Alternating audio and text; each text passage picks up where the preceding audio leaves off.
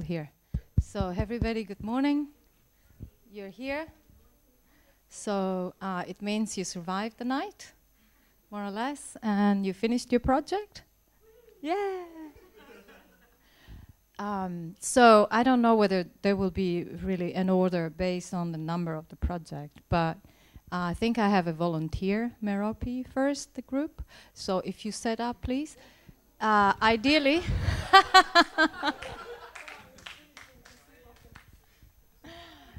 She volunteered the group, so.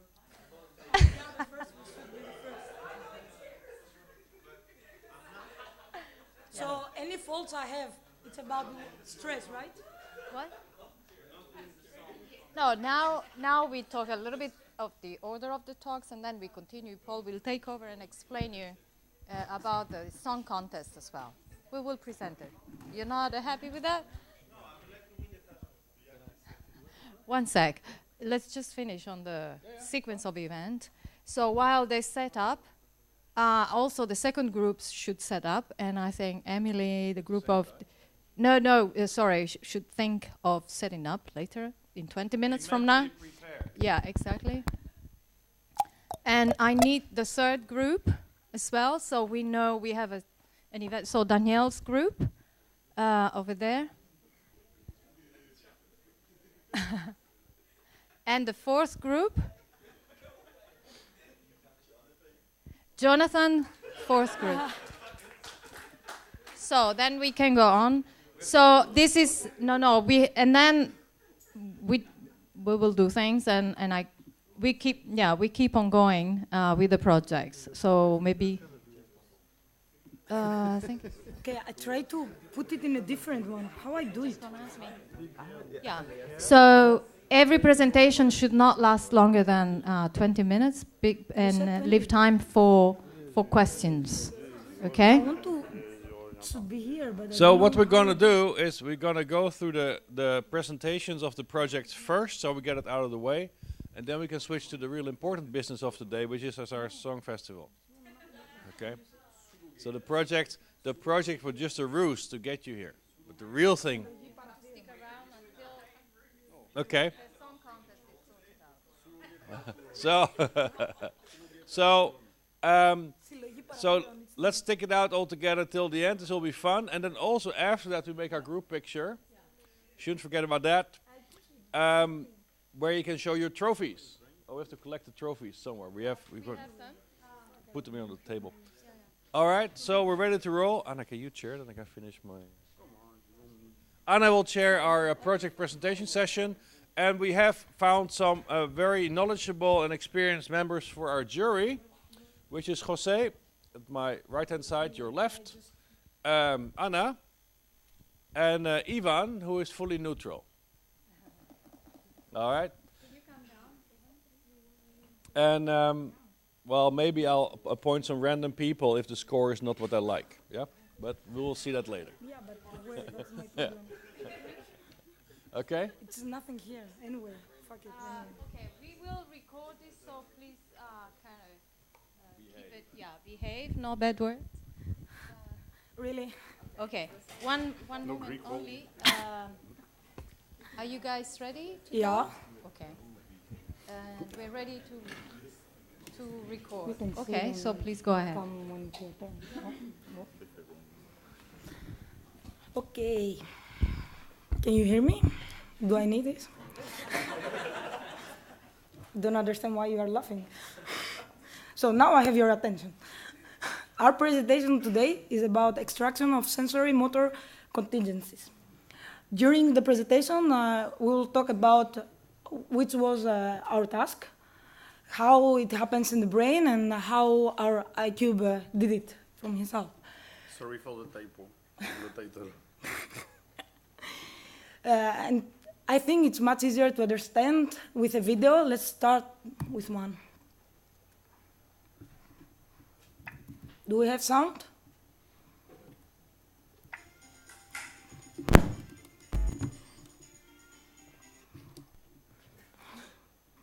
Sound? El sonido. He speaks Spanish. We don't What's up with the castrated voice? That was your problem, not mine. No, it's okay.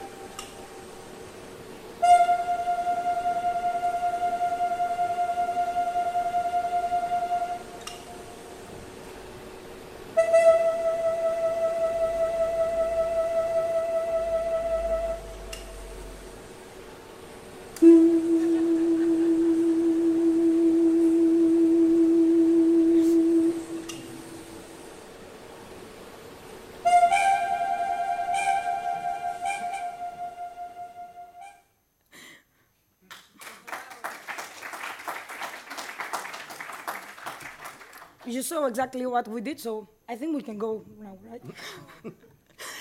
Okay. As everybody, I think, understood, our task was to make iCube learn to associate nodes to keyboard. How we did that? First of all, he did it, sorry. He explored the keyboard, pressing randomly the keys. So in this way, he learned each time when he pressed a key to associate with a sound. After training of like 10 minutes, he was able to hear a note and reproduce it, or almost, as you can see, but it was good. Sorry. Let's see a little bit what is the biology behind all of this task. In the brain, it's the interface it's used is the auditory motor. That is a brain network that involved in the process of mapping sounds onto motor representations and the other way around. But the location of where is happening everything is not really well defined yet, at least. Of course, as everybody can think about, auditory cortex, premotor cortex, motor cortex, supplementary motor areas, and frontal cortex are used in this model in order for the task to be done. Here we can see from an article of Zator, 2007, the way that is happening. Like in the beginning, the motor cortex gives the information to make a movement in a fine way, and then the auditory checks if everything is okay and sends feedback to the motor cortex to if it needs something to be changed or stuff like this. Here we can see some experiments that, for example, in the first one, people that are not musicians learned a melody, to play a melody. They were trained to do it well. And then they listen the same melody. And as you can see, when they were listening, it was the premotor cortex that it was active, except of the auditory. And this, in my opinion, it's really cool. But it didn't happen when they didn't know the melody. It happened maybe to very few of them. But here it's another experiment with musicians that, for here they listened a song that they knew, but they didn't play it. But again, you can see that the premotor is active and the supplementary motor area. And to this one that they played, but they couldn't listen. But also the auditory was active. Now we will describe the steps of the implementation, how iCube did it. And because, of course, I said to the reader, I didn't do a lot, just thinking and giving advice to the guys. Everybody will describe his part. So let's begin with the coding of reaching movements with Gerber. So for the keyboard bubbling, it was a simple uniform exploration of the key in front of the keyboard. So we define boundaries on the of the size of the keyboard, and then the iCube will choose a uniform XYZ triplet of Cartesian position of the finger and just press the key by calculating the kinematic to reach the point for the joint with the fingers. And a big part of this is made using all the iCube libraries, and then it's just some simple bubbling, pressing a key, raising the arm, choosing a new position, pressing the key. So the information that we give to the system is just the XYZ position of the right finger in the Cartesian space of the robot, center on his own point of view. So this is for the main robot part. To analyze and process the sound, we wanted to inspire a little bit in biology. And instead of analyzing directly the sound input that the microphone receives, we wanted to process it to be more near to what our brains are used to. And the thing is that in our ear, we have an organ called the cochlea that is sensitive, that provides us the information for different frequencies, gives us the amplitude of translates the sound to the amplitude at different frequencies. In order to do this, we wanted to use Fourier transform. We used fast Fourier transform, that is a mathematical model that converts inputs in the temporal domain, like is the sound, to the frequency space. And in fact, what we used for simplification for this project was the peak of the frequency of the spectrum of frequencies. And essentially, the steps of implementation were this study of the auditory input from iCube to know what he was listening, convert it from the temporal domain to the frequency space using the fast Fourier transform, and then we reversed the frequencies that he listened into the sound for later analysis.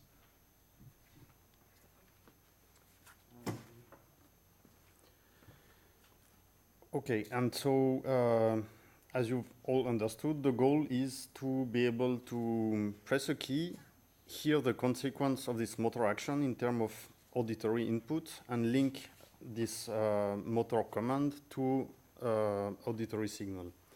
So to do that, we use the motor bubble.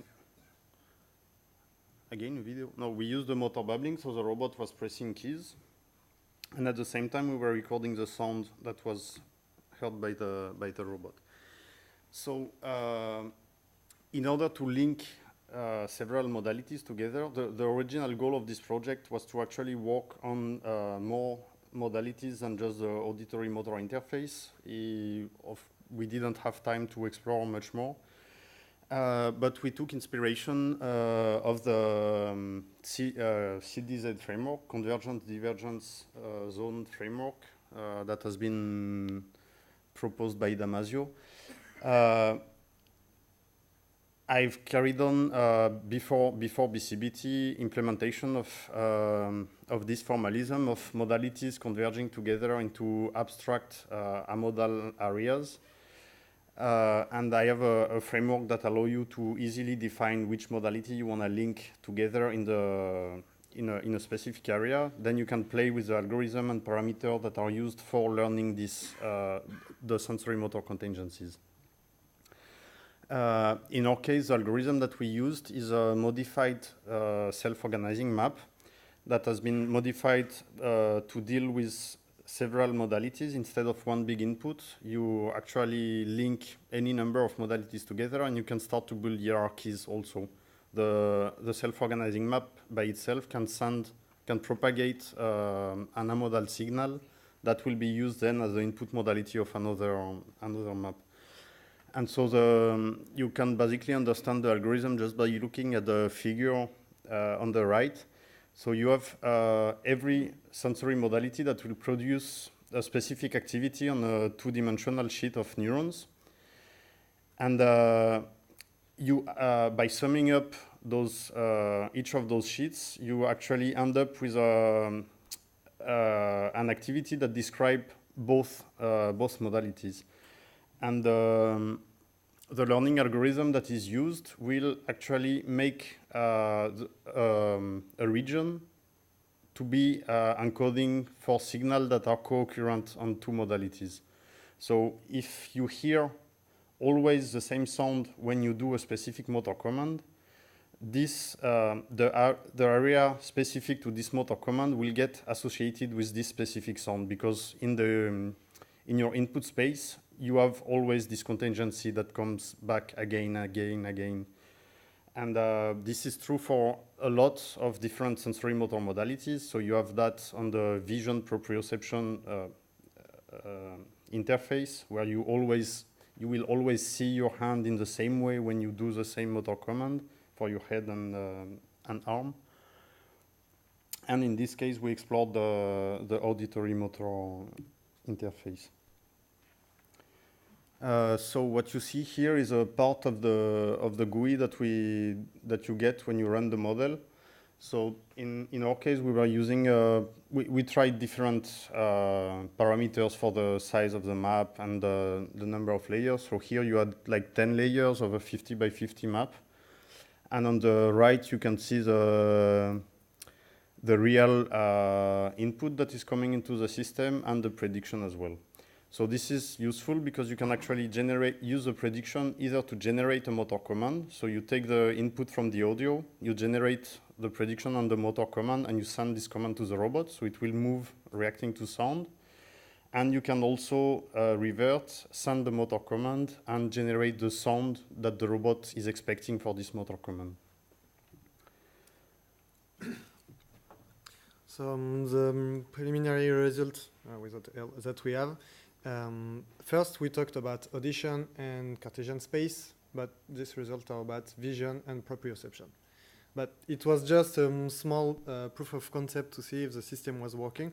So we took two different modalities, the proprioception or the joint of the right arm, so 16 joint, and the vision of the robot on his hand. So the robot was bubbling his hand, counting with his fingers. And we had the vision, and we wanted to know if the system was able to match the vision with the proprioception of the arm. So in this case, we had a vector of size 16 and a small window of 1,600 pixels with n. That was written by a programmer? Yes. What you can see on the left and on the right, it's actually the Euclidean distance between the 16 component vector of input and the prediction, so the difference between the input and prediction, so actually the error of the system. And on the right, it's the same one, but a bit shifted to have something smoother.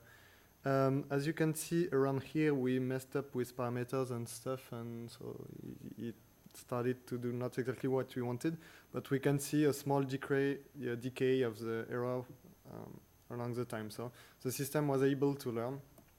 And then we tried it with the audition and Cartesian controller. This time it's not proprioception, but only a Cartesian space for the robot, for its N, with the keyboard bubbling. So the goal, as we said, was to correlate the frequency that the robot was expecting given a position.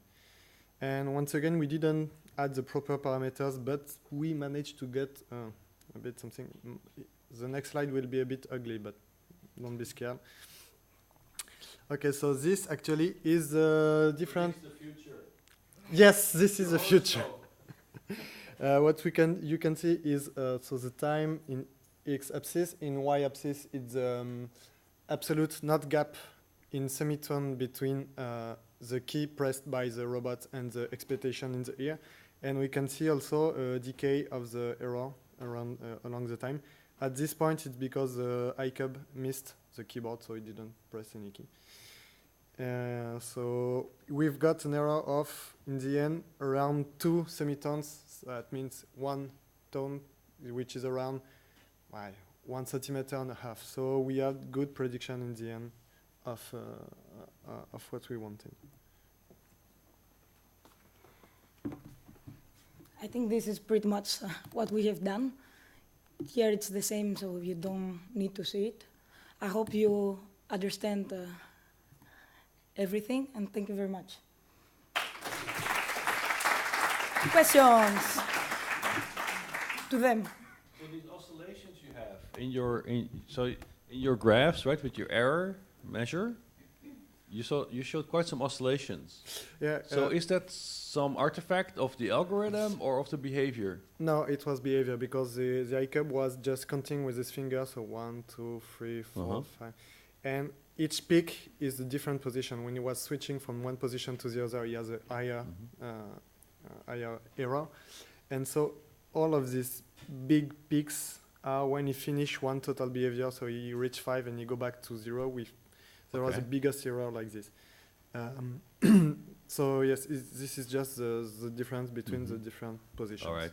And then, can you say something about the stability? Like you learned the sequence, but if let's say now, in the performance phase, you start to change contingencies, does it have any impact on stability of performance and learning? Do you really have to control the learning phase from the execution phase and so on? Or can this really just run continuous?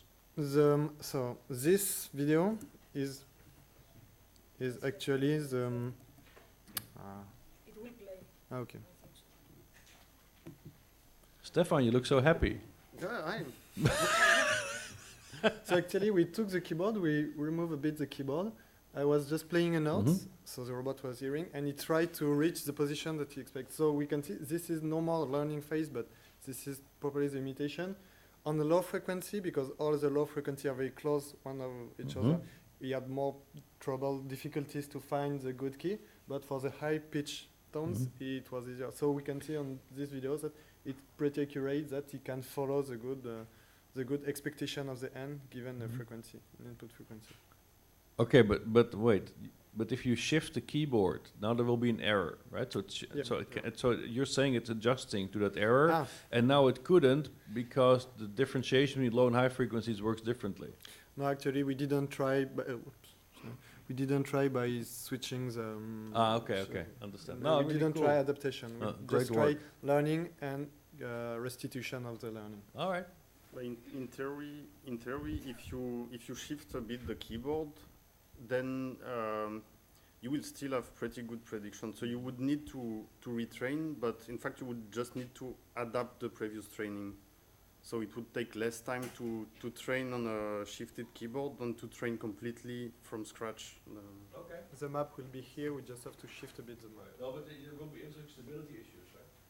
At first, yeah, but Because, for instance, you might have errors in the performance that can be catastrophic, that you might want to correct for. Like you learn a sort of contingency, now that the keyword has changed completely. Like it's really not even in your visual field anymore. but just when we switch the sound of the keyboard, it's changed everything. Okay. So Very cool, very nice. Are there other questions? Yeah, other questions?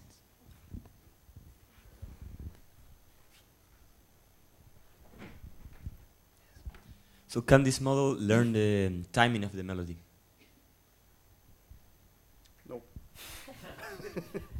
So what would it take to... Well, if you, actually, it cannot learn a melody. It learns, what you've seen is association, the static association between a tone and a motor command. So by pressing several, presenting several tones, you occur in a motor sequence. But if you would like the system to be able to remember this thing and replay it later, like to remember 10 notes in a row and replay them later, you would need some kind of buffer mechanism. So you can ask Diogo about this. He believes in buffer in the brain. But yeah, we would need, we could achieve this by basically storing the activity and on different neurons and having them decay over time. And then you could actually predict, use the activity of every neuron to encode for the sequence.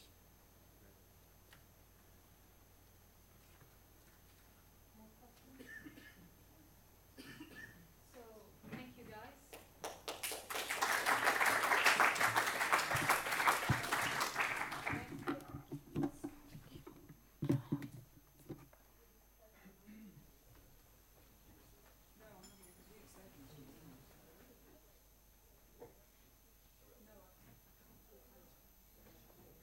And after Danielle's group, we'll have a coffee break. Yeah, so then we put together the other talks. Yeah.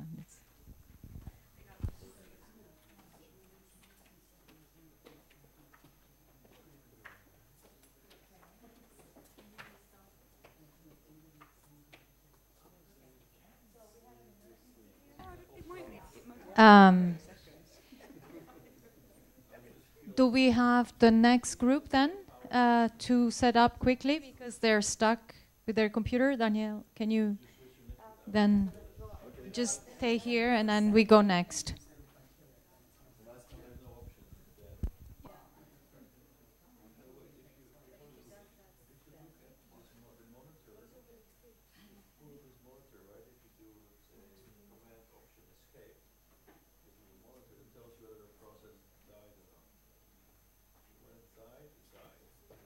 It's been slowly moving up.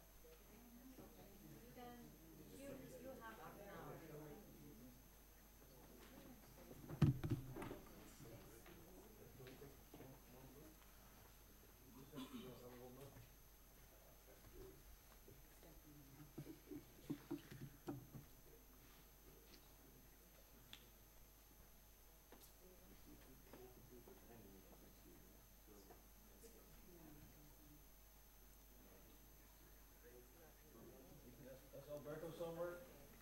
Alberto, you like screwing around with your Apple, right?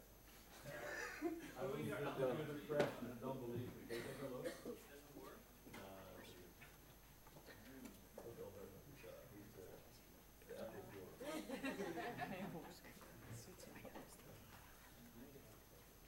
No drinking while you present. It's what That's for. right. Makes you look weak. Just before.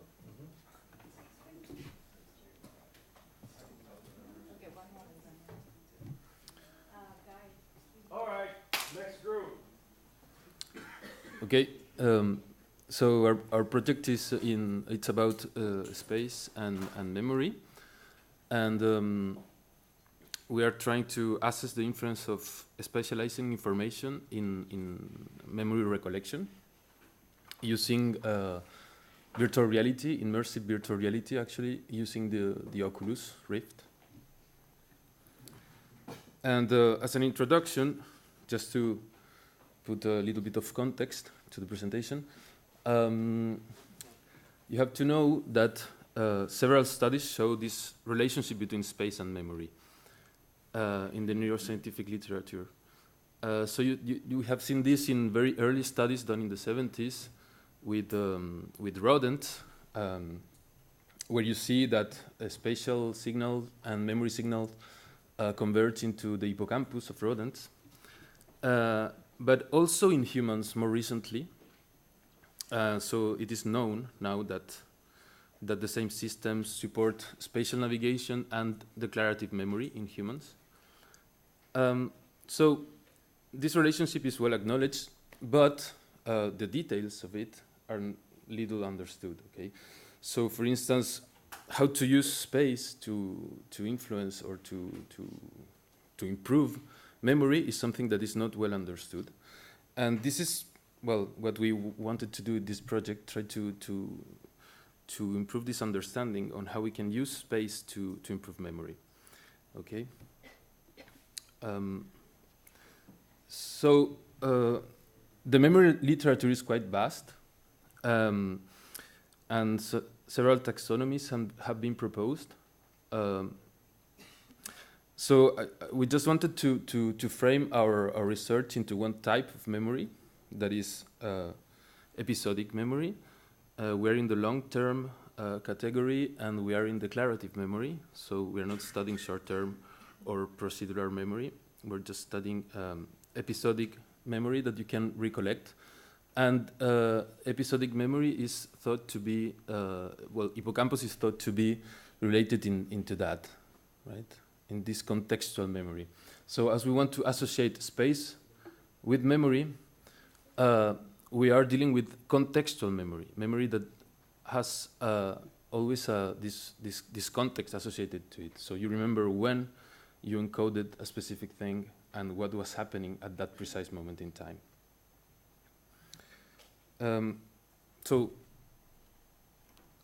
This is the question we have, like a very broad question in the first place, and then something more specific, right? So how can we use space to facilitate memory recollection? This is the question, and we have the hypothesis that we can actually do it. We can actually manipulate space to improve memory, right? We will see a more detailed hypothesis after we present the methods. But it's about memory recognition. It's a recognition task.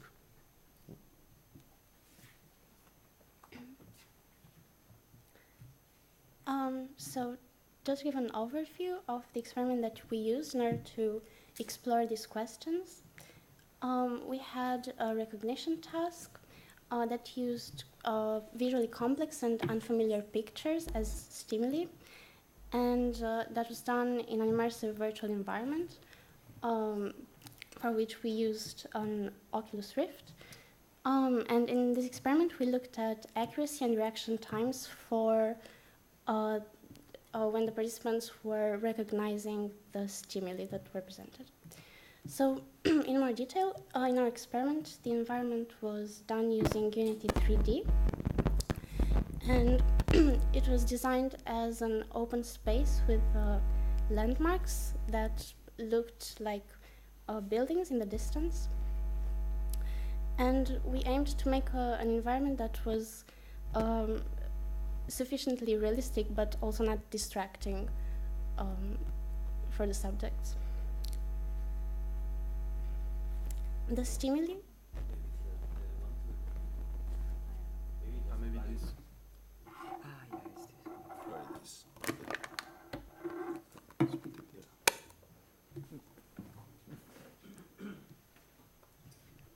Okay, so the stimuli that we placed in the environment were taken from a database called the Bank of Standardized Stimuli that are especially designed for visual memory experiments, and there are a few hundred pictures that are normalized and categorized by their type or certain features.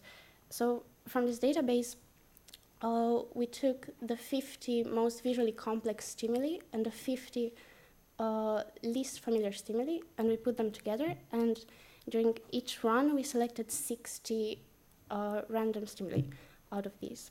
So this is an example of visually complex stimuli on the left side, and unfamiliar stimuli on the right side. So the subjects were placed in the center of our environment, and during one trial, they had to identify a yellow sphere in the distance, and they had to orient themselves towards it, and then they were moving towards it, they were being moved, and as they got close to the sphere, a picture appeared inside of the sphere for 2 seconds, so that was the stimulus.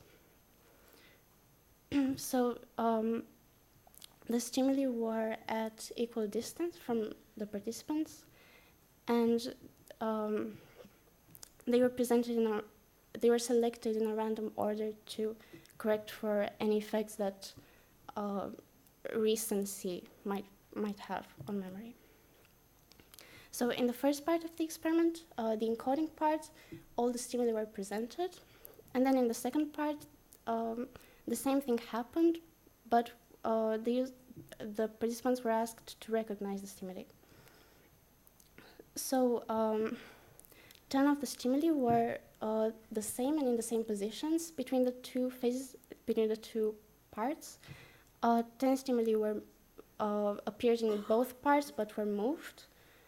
So we refer to them as matching and the non-matching stimuli, and then 20 stimuli were different during the two parts. So we had 9 subjects that we analyzed in our experiment, and we looked at accuracy and reaction times of the responses for the matching and the non-matching stimuli. So our hypothesis was that the stimuli that were in the same location in space would be recognized faster and with more accuracy than those that had been moved.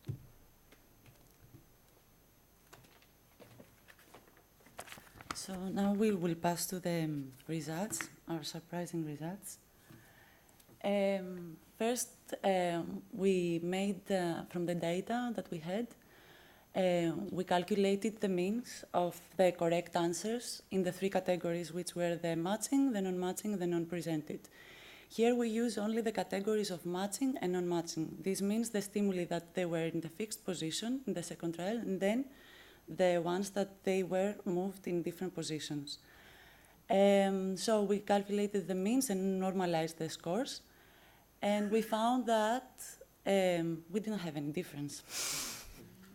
Alberto yesterday told me that it was the first time that he saw such identical box plots. So yeah, and also for the non-matching, actually, we had slightly better results than the matching. Then we made the calculation of the reaction time. So also for the categories, yeah, this was also, we took the mean for each participant, for each category, and we didn't have any significance here neither. The subjects were faster for the non-matching stimuli. I think, yeah.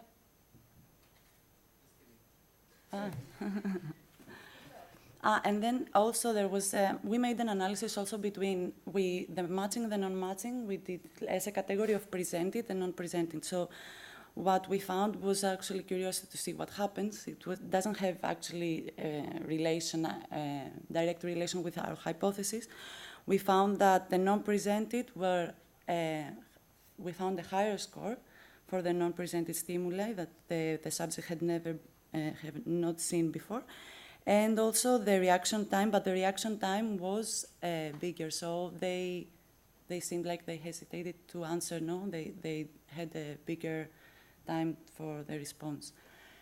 They're no significant results, right? So there's not much you can say about it. Yeah, I know. But this result that you mentioned now is not there. No, here it's not here because it was another box plot that had the same. So for the moment, our conclusion related to our hypothesis, we didn't find any significance, but For this specific experimental setup, we could not validate our hypothesis for the recognition task related to the spatial coherence. However, I think there were some design issues that we have to take into account. Probably we have to rethink our experimental design. So, Monica. Okay, perhaps the passive versus active, because we develop a passive navigation experiment where the participants are guided through the environment. The only active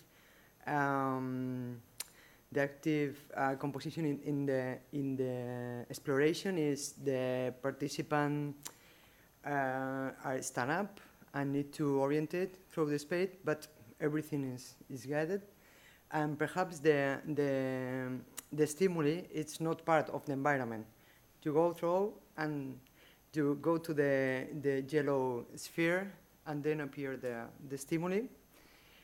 And another problem perhaps is we have a high accuracy, all the participants, and perhaps it's too few, the stimuli we have, or it's too easy to remember, because we choose this database, and then we find that sometimes the visual complexity, it's not really visual, nor a visual complexity, or unfamiliar. These objects perhaps it's not really unfamiliar, you know. And then we ask if the experiment are measure episodic memory or memory by familiarity. And we know it is a big issue in the literature, and we need to really accurate our measures. And for future improvements, we include we are thinking about to include active exploration, perhaps have big impact in our measures. And we need to choose for better stimuli. We want to include a measure of spatial memory. And because one of hypotheses is if we included the spatial memory, the subject perhaps plays better the stimuli in the space and perform better in the spatial coherent condition. It means when the stimuli appear in the same position they show. And perhaps, okay, we consider the analysis how close is not matching items for the original position. Perhaps it's this not matching items appear near the position. It's B. Perhaps it's you have the participant have a better performance.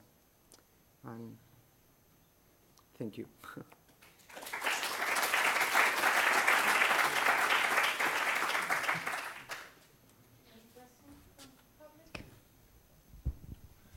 So did you not earlier detect that the task might have been too easy? Or how come that you only saw this now afterwards? No, we did a pilot before, yeah. But we increased the number of stimuli. So and we chose the complex one. We chose stimuli that was more complex. Mm-hmm. So in that sense, we were expecting to have we had more differences, mm-hmm. because in the previous experiment, in the previous pilot, they performed 100% accuracy. Now it's not the same. We have some difference, but yeah, it has to be a little bit more complex, mm-hmm. I think, to really assess this difference between the two conditions. Right. And then you're looking for, now in some now it's a multimodal association, right? You have the content and the position of the image. Mm-hmm. And you try to look whether then this position information helps you. But in some sense, position in this environment is not very explicitly defined because it's all rather uniform. Yeah? What do you mean? Because we have, the environment is quite rich in terms of landmarks, and so you can really differentiate between places. Well, but maybe that's something to control for actually whether on the visual cues you provide, this position information is really so easily extractable. right? Because if the position information that you present via the visual cues is, let's say, ambiguous, then it won't help you in the recall, right? So I think you need to know whether the position information because since it's not active, like you said, right, you're not actively exploring. So in that sense, you have no intrinsic information on position. The visual cues on position must tell you everything. And maybe you should also then do a control to make sure that is really the case. Otherwise, it's not adding information. That's why we want to add this measure of spatial memory, where we will ask subjects not only to recognize, but then if they say yes, to place it in the space again. So that will tell us that. Okay. Clear. You want to add something? No, I just want to add that about the space, that probably there are 2 points there that should be tested. One that maybe make a little bit more complex probably, or more realistic or naturalistic probably, like test with different scenarios, like environments. And then also it's true that always the image, although the environment was different, the participant always looked for a yellow ball. This might have also... Exactly. Sure. But why also not have a sound cues that tell you about position? Yeah, that you have some sound sources in space, so you really know that position information is available. But it was a cool pilot, so this is very nice. So are there other questions? Yes. So, let's see. First question is, why should visual complexity matter? Yeah, at the end of the day, you remember the concept, no? And it doesn't matter. Well, in a recognition task, it probably matters, because if you have a stimuli that resembles each other, you will have more difficulties in recognizing. But if they are conceptually very different? I mean visually, not conceptually.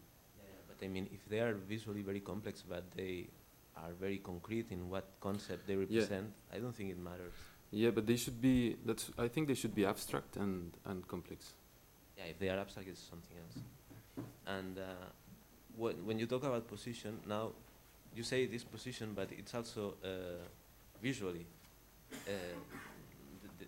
I mean, the same position always gives you the same visual stimulus. So it's like you are adding another visual stimulus to the other stimulus. So maybe you, for position, maybe you should use like position, the same position, but seen from different perspectives, because then only position is what remains the same, or change illumination or something, because now the position is simply another visual stimulus. Well, not exactly, because right now the trajectory, the direction in which you came to the object is determined, but then you can turn your head, you can focus your attention wherever you want, so it's not going to be exactly the same. And also you add to the visual stimuli that is fixed, you add the movement while getting there. So I mean, I think your brain understands this as space using the oculus more than just a visual cue. Other questions? No. Only with the microphone. Okay.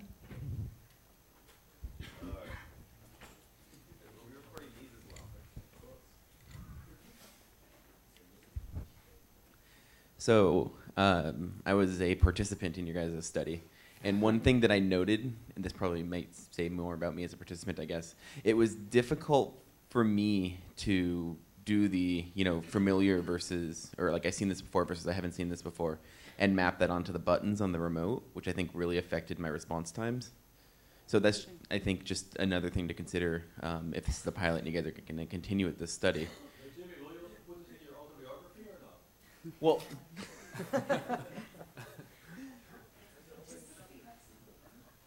so,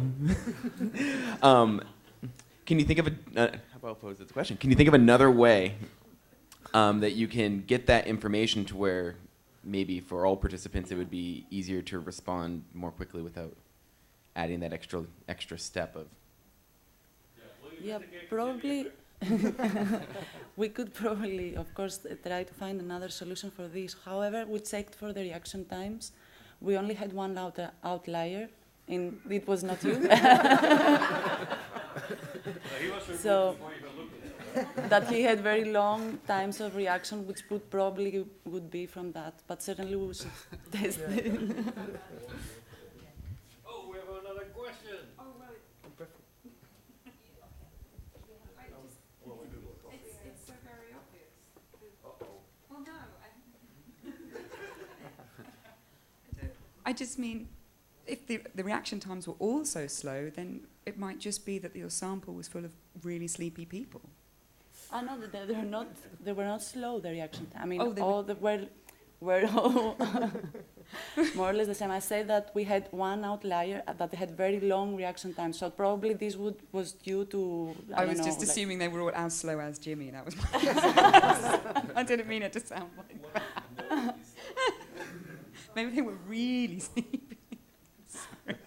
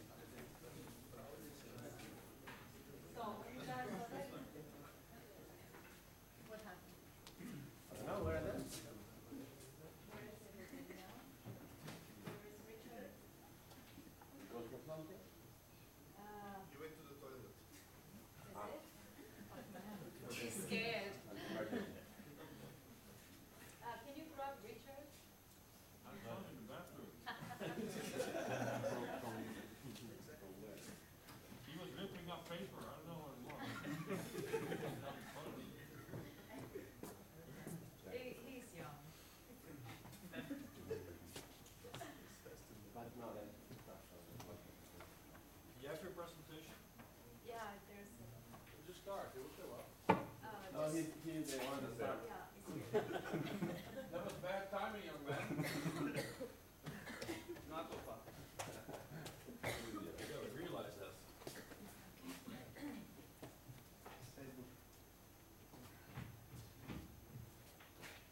For you young people, if you are supposed to give a presentation, don't do it in the bathroom where you're actually supposed to go. Here. Do it before or after. True.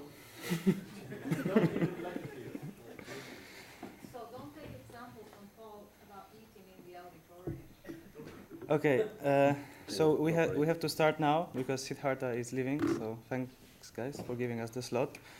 So we are going to look at the topic which relates to which is another case of dissociation between conscious experience and something you could call like objective reality, but it's actually just the sensory information that you process. So there are many cases in which a certain amount of or certain types of information that are processed by your sensory system are not experienced consciously, and we are going to investigate under what circumstances these dissociations occur and what kind of phenomena this can explain. Okay, so the theory we are using to explain these cases of dissociation between sensory information and phenomenal experience, we use predictive coding to explain these cases. So the main task of the brain in this theory is to create an explanatory model of the external environment. So it's a task for organizing a neuronal architecture in such a way that it would be able to represent causal structure in the external world. So every sensory event is then associated with its meaning. And this is built up in a generative model, which is basically the version of the reality that your brain has at this moment, and this is also assumed to be what you experience as reality.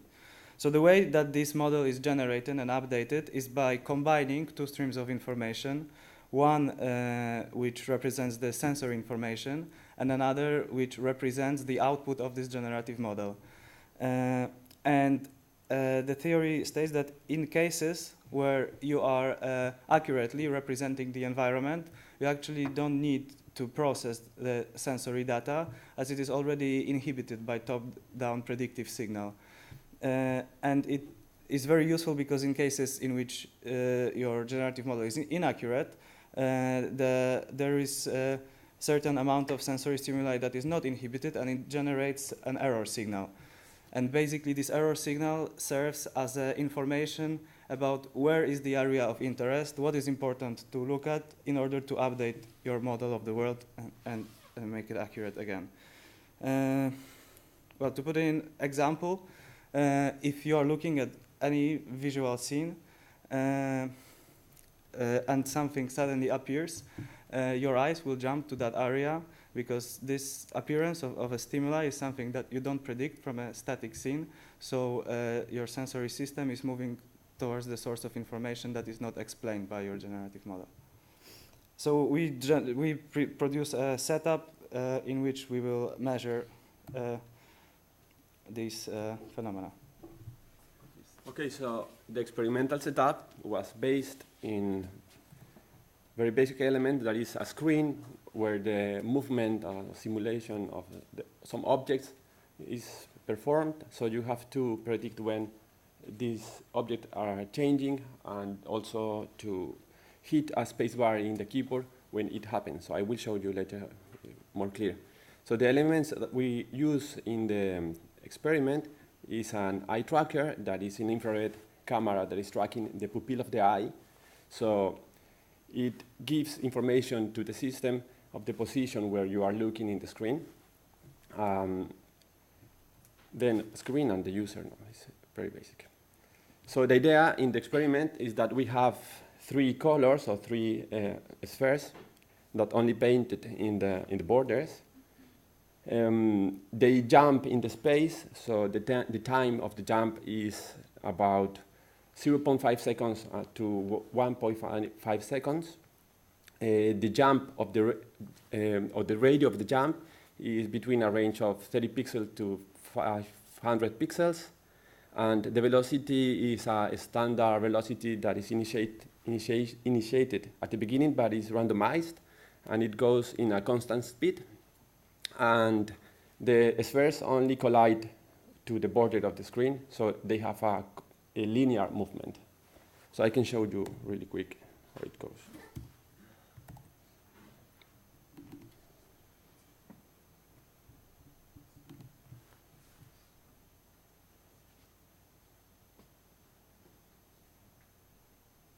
So the main idea is that during the experiment, you have three different moments or three different scenes.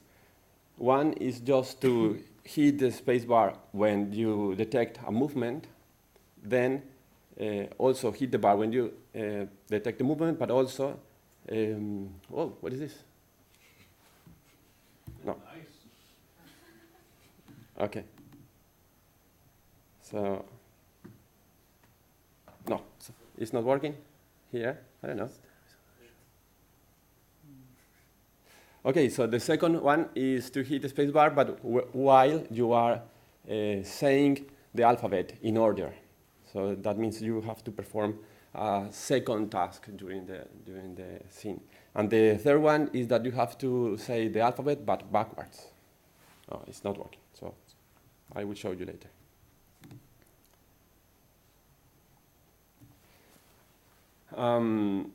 So, yes. This is the experiment. go back to the experiment a little bit. So going from.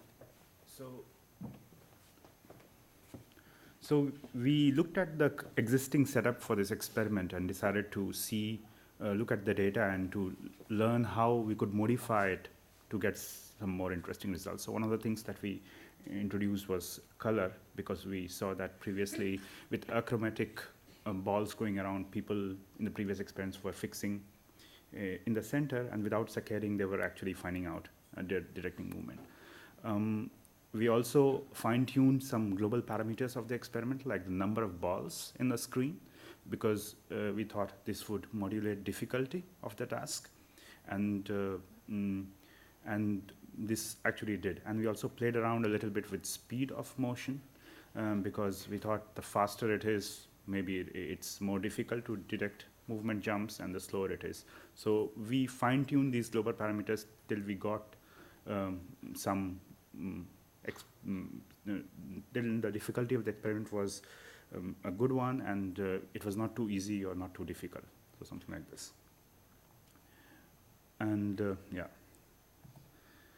Now this was the saccade analysis that was done previously.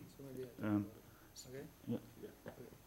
So basically, to quickly recap the setup, the balls are moving on the screen, and every now and then they disappear.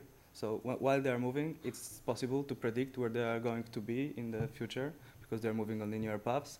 But when they jump, they violate these predictions, because they no longer appear in the predicted path. They land somewhere else. So this constitutes like a bottom-up sensory error signal.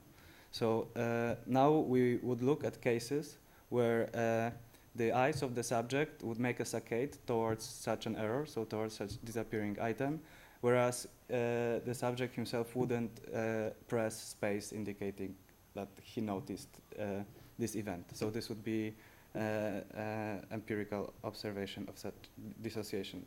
What is of our interest is to calculate the area in the visual field in which these type of surprising events generate response or do not generate response. Because if we can relate this area to the vectors of movement of the balls on the screen, then we can know in which area the sensory signal is processed and not. So this is the idea of anticipatory field. If you look at this plot, the horizontal axis represents the vector parallel to the movement of the items.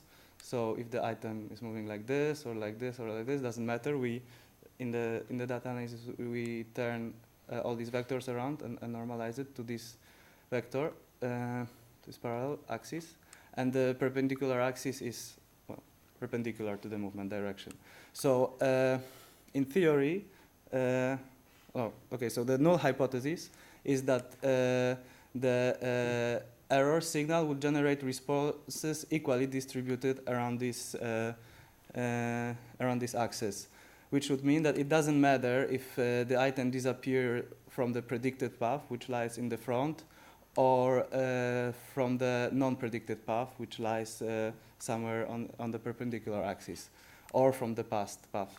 So this is the blue circle represents the anticipatory field that occurs when no predictive mechanisms are involved. But what we would like to see in the data is that this anticipatory field is not actually that spherical, that it's more of an ellipse, and it has certain parameters that would tell us about the predictive processes that are behind it. Yes? Why? Why what? Why would you expect to be an ellipse and not Why? Okay. Yeah, I'm talking about this now. I'm gonna say. Okay. So if it's round, it means no predictive mechanism are in place. If it's different than spherical, it means some effects have happened, and maybe we can link them to prediction. So to answer your question, why? Because we want to test our hypothesis that the brain generates prediction about the sensory events incoming to him. Okay? I think so. Okay, so there can be area of this anticipatory field which is the most simple parameter. It would simply tell you how much of the visual field you are capable of predicting or not. Eccentricity, and this is one of the very important parameters, and it's how much this ellipse is stretched towards left or right.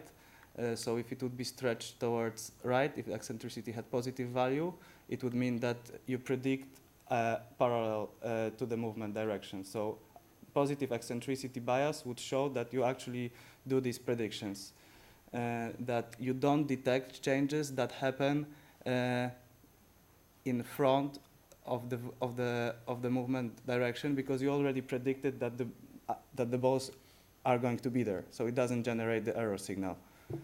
Then we have shift, which is quite similar to eccentricity, but yeah, it can go in any direction, also perpendicular. So I don't know what it would mean. We didn't observe it. And orientation, which is how much it's tilted in any way, which would be some sort of a bias in a visual system if it were to occur. So on this slide, it's shown how we calculate these anticipatory fields.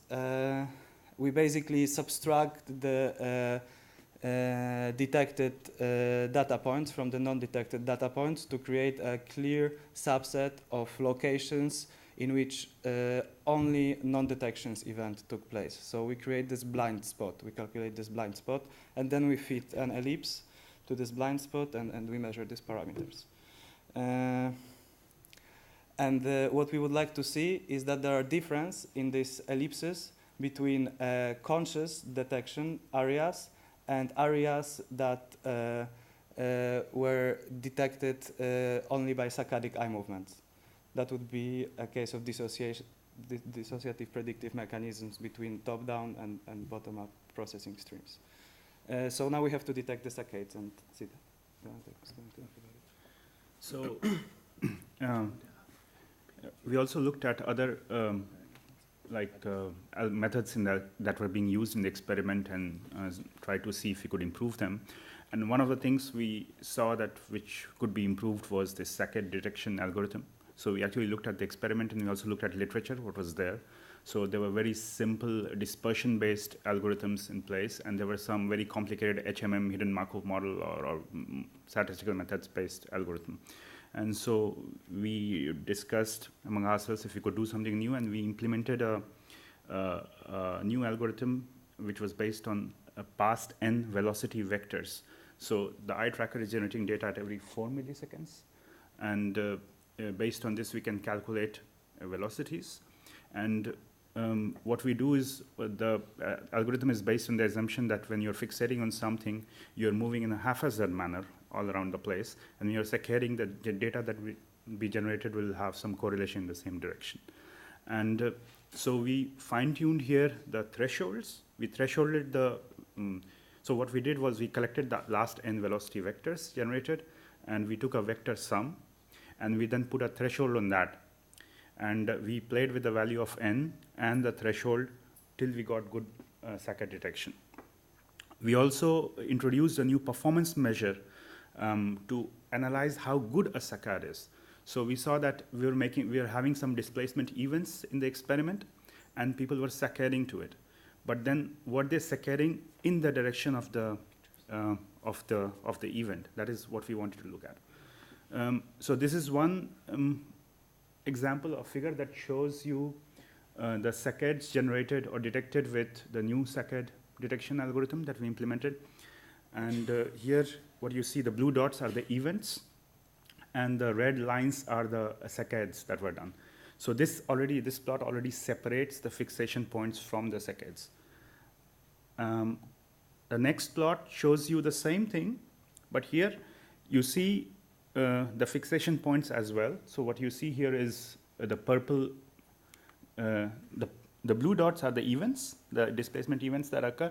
The purple points are the fixation points, so where you are moving around in a haphazard way. And the green lines are when you are saccading. So this was separated by the new algorithm into fixation points and saccades quite well. And we fine-tuned the parameters till we got good results. So on thresholds and on the n vectors that we combined together, which was a kind of a memory of the algorithm. So then we also played around to see if we could come up on the existing data with some performance measures, so how good a saccade is towards a certain event. And we thought that maybe people are not saccading exactly in the direction of where the event has occurred. And for this, we took the cosine of the look angle and the displacement event. And for each saccade, and we took the mean of that.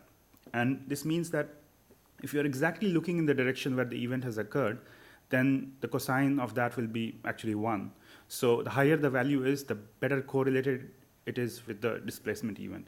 And so this measure, this scatter measure gives you an idea about how good the people were at detecting, not only detecting, but looking in that direction. And in this case, you see that there's a lot of measures around 1, but also in the other direction and close to 0. And the mean is around 0.17. So this could be then tracked in the course of the experiment to see if people can, if I perform better than someone else, or if people improve over time. Have you also correlated that with the other performance measures? No, we didn't get time to. So we just came up with some of the things that we could use then later. Yeah, but we. With the cosine, so you normalize for the actual position and displacement of the object, right? So this gives you the cosine of 1. So you all normalize to the same. Yeah, right. And then the magnitude, how do you normalize for magnitude? Because xy of a displaced element can be anywhere in the display. Yeah, so the xy coordinate is computed for the displaced, for the event is computed with respect to the current eye position. So we are looking at the vector dot product of the event with respect to where I am right now. So the idea is, if an event occurs there and I'm here, then this is my origin, and whether I looked in that direction, then I'm doing good. But if I look somewhere else, then the origin of the coordinate reference is my current eye position. So I subtract that coordinates and get that vector of event. So this is just something we wanted to look at. And if someone was really saccading very well, then you could see values very close to 1. But we really didn't get a chance to compare this. Yeah. Okay, then I will. These were some of the performance improvement measures, improvement methods that we introduced in the experiment, and for the results, I give it back to. Okay. So the baseline is that the experiment was too difficult. Yes. Okay. Because we changed some parameters, like the amount of the items on the screen or the speed of movement. But before it was too easy, the last iteration, so maybe next time it will be in the right spot. So these are the accuracies. The accuracy represents the amount of detected jumps on the screen out of the total jumps of the screen, and it's in free cognitive load conditions. So you are detecting it without doing anything, just looking at the screen or reciting the alphabet backwards. And there is no significant difference between conditions, and probably it's just a floor effect. It was very, very low. I don't remember, somebody mentioned it, but also another parameter was the displacement interval, so how long it was between each jump. It was between half a second and 1.5 seconds, so that was definitely too fast. So this is the proportion of early and late saccadic responses. And this is something that is interesting with combined with our cosinus measure, because the cosinus measure basically tells you whether only if the saccade occurred after the displacement, how much this saccade was towards the displacement or event or away from it. And we could differentiate the cosinus values between early and late saccades, also the proportion of early and late saccades. So the hypothesis would be that the early saccades have a better cosinus than late saccades, because early saccades are an involuntary reflex. So they should follow the stimuli much more than the late saccades which are more controlled. So the person might decide just to look there because, I don't know, he found this interesting. But the early saccades represent the involuntary reflexes, and here you can see the proportion between the two. Okay. The response times were actually very fast, almost almost inhuman, which is 300 milliseconds, so very good. But they are around 500 milliseconds, but there was also no difference between conditions, and the distribution is very small. So in the cases where actually the detections were successful, so in the 20% of cases, they were very fast. It's in between the conditions. And here is the distribution of the saccadic latencies, which is how quickly the eyes moved towards the displacement event. Of course, only in cases where they moved. So basically, this is the plot we want to correlate with the cosinus measure. And based on this plot, we introduced a threshold for early and for early here and late here saccades. You can see somewhat by modal distribution, you have a peak here. And the reason why it goes so sharp in the beginning is because we also have a minimum threshold for saccade. Yeah, because it simply cannot occur at time 0. And this plot also differentiates between random saccades and the stimulus-evoked saccades. So this is the way of showing that if we detect a saccade, it's not a random eye movement that just happens to co-occur with time and place with the displacement, but it's a stimulus-triggered event. And to confirm that, we also plot random eye movements during the displacement events, and we check if they happen towards these events. And here is the number, the mean number of these events which were detected. Yes. The frequency though is very low, right? Yes. Yes. Okay. Well. This is normalized or a mean? No. This is a histogram, and these are actually representing the number of saccades. So 1, 2 in each of the bins. The bins are 25 millisecond bins. This means that there weren't many saccades. That there were, you can see on the previous slides, out of all of the displacement events, there was about 10 to 15% that caused the saccadic response. So we didn't observe much effect on the behavioral data, on the response times and the accuracies, but now we will move to the anticipatory fields to see if there was something there.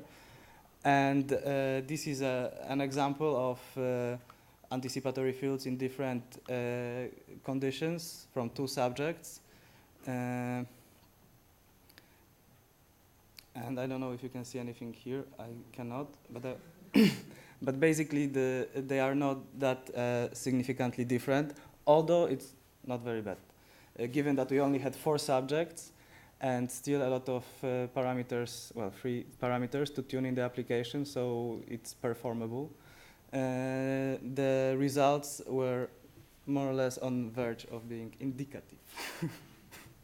And here you can see the ellipse fitted to the data points that represent the locations of purely non-detected events. So the detected matrix minus, so non-detected matrix minus detected matrix. Sorry, okay, so here are the results. Oh shit, I can see them from here. Okay. So we run repeated measures ANOVA, it's a within subject test, so we look for differences that each subject had between the conditions. So medium condition minus low condition is computed for each subject, and then the variance between the means is computed. So you can see that this parameter is area, sorry for not labeling it, was the most significantly different, produced the, well, it was not, was, how do I say it, had the biggest effect. And the significance level of this is around alpha at 10–11%. So are the other parameters. So the first parameter is area, shift, eccentricity, and orientation. So for our theory, the most important parameters are eccentricity and area, I would say. And they didn't produce significant results yet, but given that we had 4 subjects and a lot of difficulty problems, like the experiment was too difficult, I think we can be optimistic that if we fine-tune it, we will get these numbers lower. Okay. Thank you.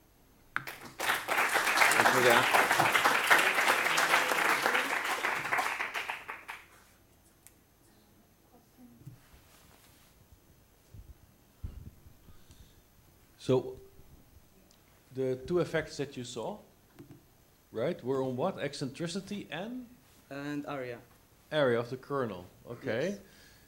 And then is it also specifically related to the cognitive load conditions? I mean, does it hold for all the load conditions or only one? Yeah, this is all the cognitive load conditions. What we also need to do, because these are for the consciously detected areas, these are the kernels for consciously detected areas.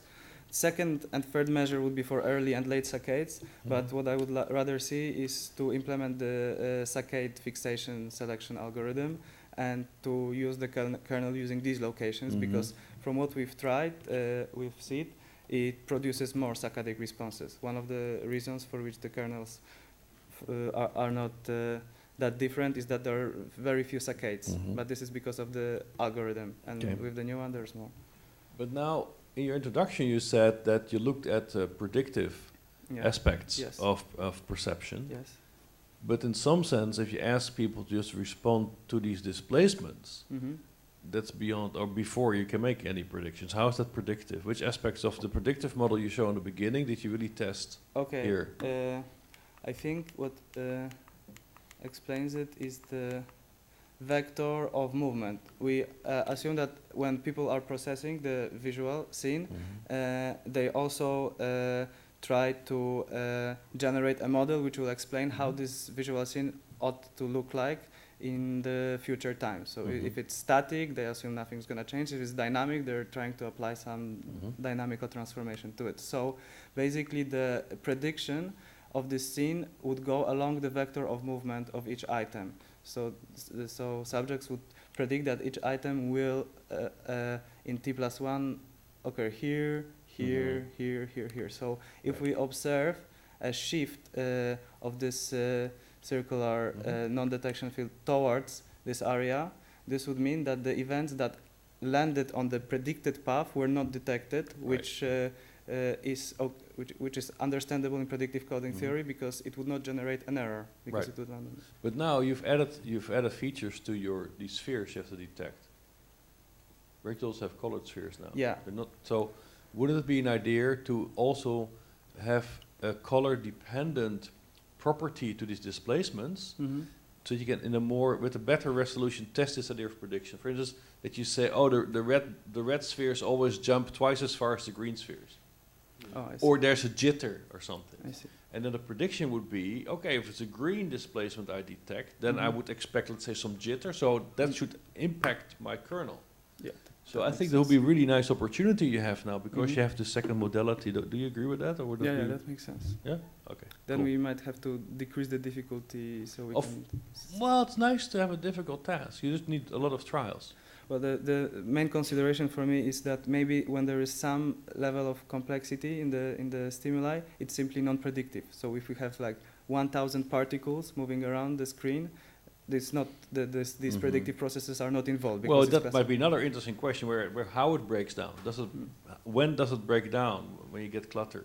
When do you give up? Do you also then switch to a different model? I see. Actually, it's an interesting issue as well.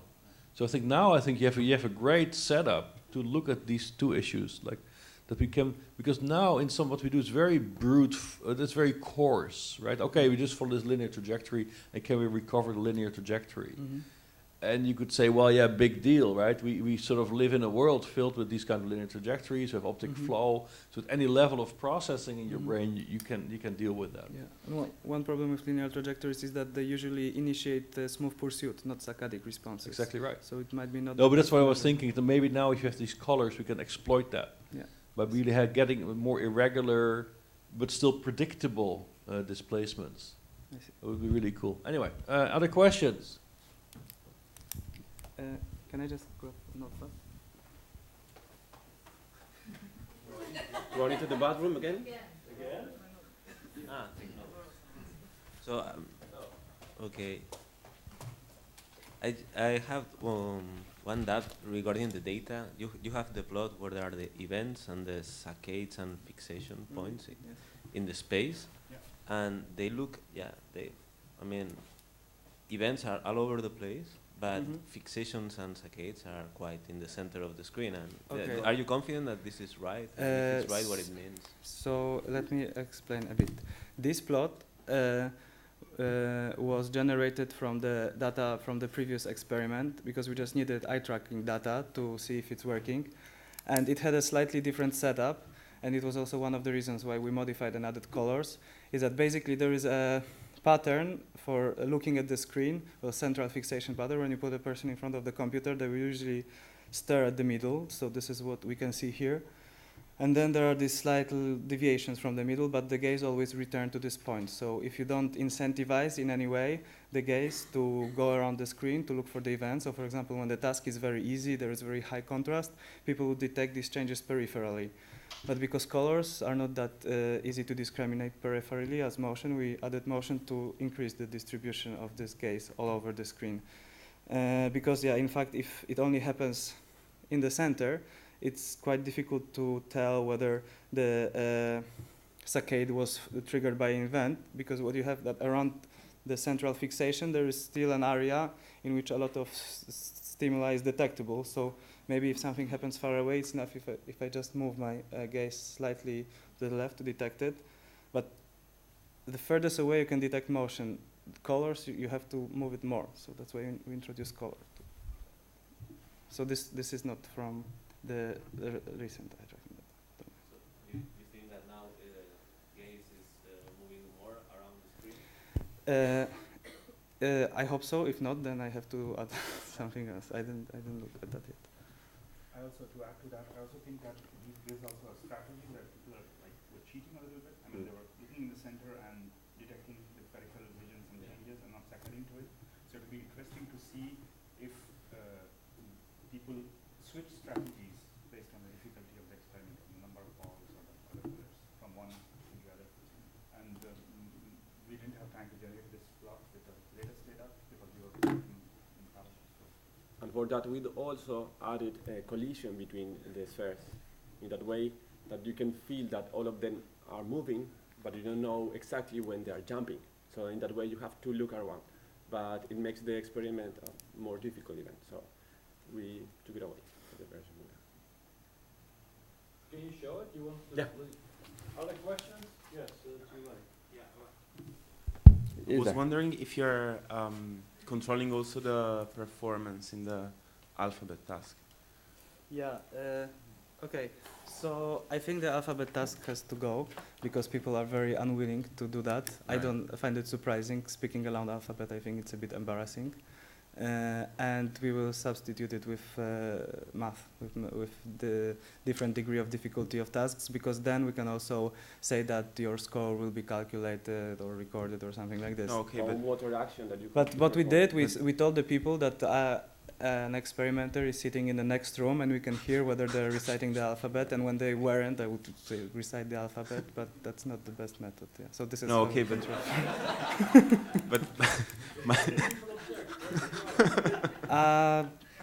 I don't know. Because we have to say it backwards. So if somebody cannot do it, which is they make mistakes. They were not recorded.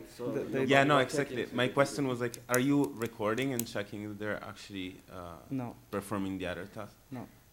No, we are forcing people. How about going to the NBAC task? What is that? Well, you show every time you show a stimulus. Mm-hmm. And then you get a probe sometimes. Says, okay, what did you see 3 trials back? Oh, I see. Okay. So you have other tests for cognitive load, which I think is an important manipulation for us because we want to dissociate. Yes, the current manipulation is very depending on willingness to participate. So. No, but even because otherwise you cannot distinguish among like conditions, right? Because one could also like just do everything wrong in a backwards like alphabet task. And so being better in perceiving like predictive events. I agree. I think we have to minimize the level on which we depend on cooperation with subjects. Okay, no certificates for anyone. Coffee time. Thank you. Good. Thank you. Well done, eh?